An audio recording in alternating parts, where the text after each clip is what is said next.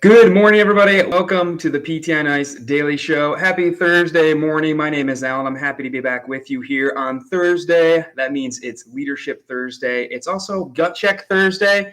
We have a special Gut Check Thursday this week. Ernie, it is a hero workout created for Ernie Peralt. You may follow that account, Ernie, 99 years young.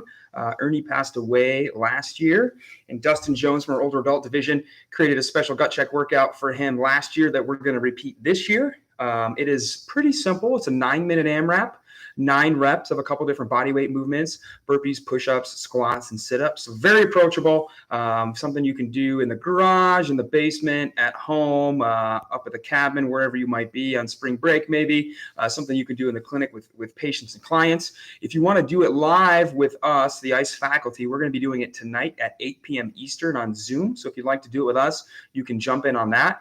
The link to that Zoom went out in Hump Day Hustling yesterday. So check your inbox for Hump Day Hustling and grab that Zoom link and join us tonight at 8 Eastern to hit Ernie. We're here on Leadership Thursday, so we're talking all things business, ownership, leadership, practice management. Before we get started with today's topic, we're going to go over some courses coming your way very quickly. This weekend, pretty much every course this weekend is full, with the exception of Justin Dunaway is going to be down in Baton Rouge, Louisiana at Delta Physical Therapy for total spine thrust manipulation. That course has a few more seats left. So if you're in the Baton Rouge, New Orleans area, make sure to check that course out. Next week is Easter, so we have the weekend off. You won't catch us at any live courses next weekend, but the weekend of April 23rd, the only course with seats left that's not sold out. We have a few more seats, I believe 5 or 4 seats left to join Lindsay Huey for extremity management down in Bradenton, Florida. And then some live courses, some online courses coming your way in April. On April 26th, Pregnancy and Postpartum Online is starting back up again. And then on April 27th, Modern Management of Older Adult Essential Foundations is starting online. And at the end of the month, we're super excited. We have the ICE Sampler going down in Nashville, Tennessee. That's going to be the weekend of April 30th and May 1st, so the very last weekend of April. All the ICE faculty will be there. We have, I believe, 80 folks or so signed up. I think we have 1 or 2 more seats left if you're looking to join us. We have a fantastic presentation for you. We have Jake Lockhart. He's the physical therapist from CrossFit Mayhem. He does all the CrossFit Mayhem programming. So if you're a CrossFitter and your gym follows Mayhem programming, or you follow Mayhem programming on your own, you do Jake's programming. So he'll be there. We're going to have Dr. Julie Fouché there with us and a whole slew of the ICE faculty as well. We have a really fun weekend of learning and fitness and some socialization plan that's going to be great. So hopefully you can join us at the ICE Sampler. Let's get into today's topic. Let's talk about burnout through maybe a different lens than we're used to. So Jeff has done a number of great episodes over the past couple weeks on reducing burnout on here, not only from the lens of yes, really high patient volume tends to burn us out when we don't actually get to spend any time with our patients. That's kind of a given. But he has talked on a couple different ways about practicing the way you want to practice. Is your clinic set up the way you would like to be set up? Do you have the equipment you need, the resources? Do you feel supported? So go back a couple weeks if you missed those episodes and listen to those first, and then come back to this one. So we're going to tackle it today from the lens of taking a lesson from a military school called Seer School. So in the military, if you are somebody who may be likely to be captured behind enemy lines, or you otherwise have access to information that would be bad if it fell into enemy hands, you go to a school called Seer School. So it's an acronym, of course. The military exists only in acronyms. SERE stands for Survival, Evasion, Resistance, and Escape. So basically, how to survive in the woods, in the wilderness, if you find yourself behind enemy lines or otherwise captured, and basically teaching you how to survive long enough to hopefully be rescued before you're either tortured for the information that you know or killed. So it is a school I went to as a drone operator in the Army, and I took a couple of good lessons away from it. I want to share those with you all in the lens of what can we do in day-to-day practice to reduce kind of that mental fatigue, that burnout feeling we have from patient care. So the first thing, you come into the school and they teach you a little bit about wilderness survival. They teach you some interesting stuff, like you can take a sock and fill it with rocks and sand, and you can filter your own urine and drink it again, like basic kind of woodland survival stuff, like how to literally survive if you're separated from modern society. So the first thing I learned is that is definitely a skill and not an instinct, and it is not a skill that most human beings possess anymore. So that's the first thing I learned. But they teach you all of these skills, and then basically the school culminates in practicing it, right? They basically throw you out into the woods, and your job is to survive as long as you can and evade capture, basically. And so the survival skills were helpful, but something that really struck me and something I took away from that school that I've carried with me and started to embody in my clinical practice as a physical therapist is how open we are, especially us as physical therapists, to relationship manipulation. So as you're going through this school, you learn the skills, and they throw you out in the woods and they have you practice. But what's going on in the background is that the instructors of the school are planting spies from the beginning of the class, and you don't know it. So people are in the class, and you're getting to know them, and you're working with them on these survival skills, learning how to make a fire and filter water and all sorts of stuff, build a shelter, and you're developing what seems like a friendship or relationship with this person, but you don't know that person is a plant. And so you get thrown out in the woods, and you're told to basically survive as long as you can. And what happens is those people who you thought were your friends turn out to not be your friends. And how that shows up in the school is all of a sudden you hear that person yelling, right? You hear that person yelling across the woods. Hey, it's me. It's Private Smith. Hey, it's me. It's Lieutenant Johnson. Hey, I've got my foot stuck. Can anybody hear me? Come help me. Come help me. And of course, what do? We're natural helpers as people, especially those of us as physical therapists. So what do? We jog on over to that voice that we recognize, and what happens? Boom, we get captured, right? We have that relationship manipulated against us. And we learn that the relationships have different levels, right? And that it can be manipulated against us. And what I took away from that is that not every relationship is 100% as real as we think it is. Deeper, it appears to be on the surface. And how I want to relate this is to what shows up in our clinical practice of how those relationships are manipulated against us and how that can really lead and add to that feeling of burnout that we have. So we're all probably pretty familiar with this situation of a patient being late, right? They maybe don't even call. You're waiting on them. They're supposed to be there at 9 o'clock. Maybe they show up at 9:15 or 9:20. They have an hour scheduled, and they've already missed a third or half of their appointment, and they kind of mosey on in. And we appear to have a really good relationship with them, right? Maybe we've worked with them for a long time, and maybe in the back of our head, we have said this person is not our enemy, therefore they are a friend. And maybe we go out of our way and give this person a whole hour of care, even though we don't have the time for it. And we take on this extra burden of time management to give that person a full hour of care. Maybe they're the last patient of the day. I think we all can relate to that scenario, right? It's 6:23. You're packing up to leave for the day. They have not showing up. You think they're a no-show, and you start to mosey out of the clinic, and boom, they show up and say, "Hey, sorry, work was crazy. Anyways, let me tell you about my knee." And what do most of us do? Most of us put our bag back down, right? We take them to the treatment room. We assess them, and maybe we even give them a full hour of care. So now we are 90 minutes past the time we were expecting to leave work, and we've had that relationship manipulated a little bit.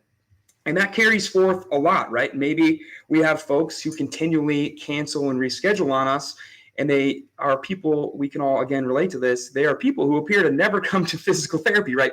They schedule a lot of physical therapy, but their schedule seems to be so busy. They have so much stuff going on, and we just continually reschedule them. And whenever they do show up, they say, "I'm not any better. I'm worse." And what do? We say, "I'm doing something wrong," right? I'm not getting to the bottom of this.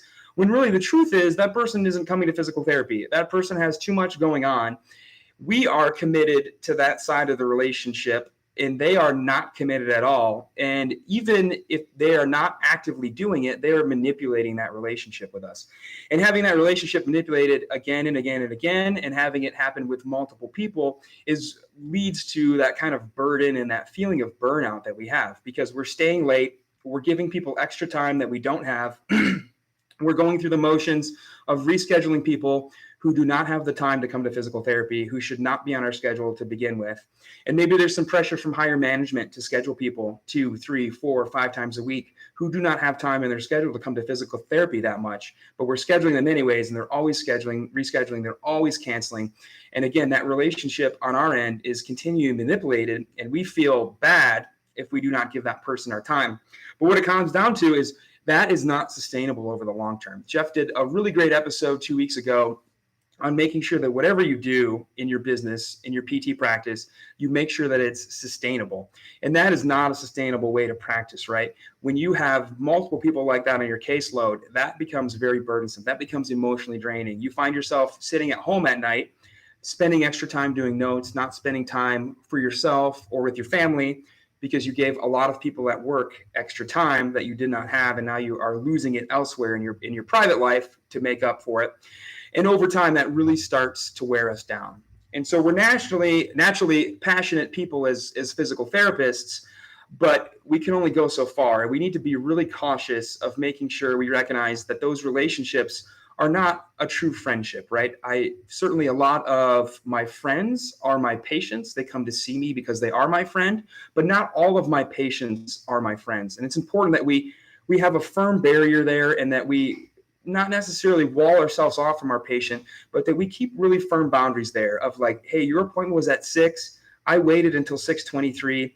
I've got to be home at 7. You know, my spouse has dinner made already. We have a plan to watch a movie or walk the dog or something. I can't see you right now. Like, I'm very sorry. We'll have to reschedule. And now that will upset people, right? Again, there's that perception of a really strong, maybe even friendship there, a two-way friendship. But at the end of the day, it's just some relationship manipulation, and we need to be able to recognize that. We can't let people walk all over us at our own cost, because, again, that's not sustainable in the long term. That's not sustainable across years. And if we look at how long does a physical therapist actually practice, we're talking about decades, right? I know physical therapists who are practicing in their 60s and 70s, and we're talking about we're going to be doing this job for 30, 40, or 50 years. That is not a sustainable way to practice. You will find when you meet more veteran clinicians, they are very adamant, like, hey, work starts at 9 and it stops at 5, right? I gave you a solid 8 hours. I gave you both guns. I've got to go, you know, I've got other commitments. I've got a dinner date with my spouse, or meeting up with some friends for some rounds at the golf course or something. And you are certainly entitled to that time off. So don't let those relationships be manipulated. I'm thinking what kind of inspired this topic, and digging a little bit deeper into this idea of relationship manipulation, was talking with a faculty member who was out teaching a live course. And she said, hey, this person said they can't show up, or they have to leave after lunch on Saturday, and they can't come in until 2 o'clock on Sunday. So they're going to miss about 12 hours of the 16-hour course. What do we do? And I said, well, that person is missing a substantial amount of the course. They're welcome to attend, but we cannot give that person in good conscience. We cannot give them a certificate that says they attended a 16-hour continuing education course. And this faculty member is very compassionate. She is very nice. Her diagnosis would be overly nice person disease. And she said, well, what I'll do is I'll try to rearrange my flight so I can stay after late Sunday night and teach this person all the stuff that she missed so that she can get those extra hours. And I said, no way. No, like that, you are setting a terrible precedent. You are setting an unsustainable precedent, right?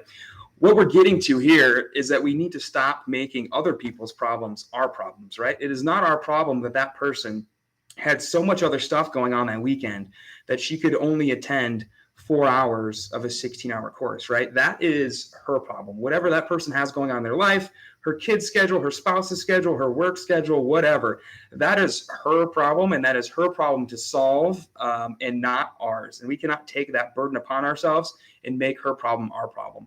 And that is what we do very often with our patients when they show up late and we still treat them an hour and they reschedule 9 times. And we say, you know what, the only time left in my schedule is Sunday morning at 4 a.m. How about that? Like, when we do that kind of stuff, that relationship is being manipulated, and we are now making their problems our problems.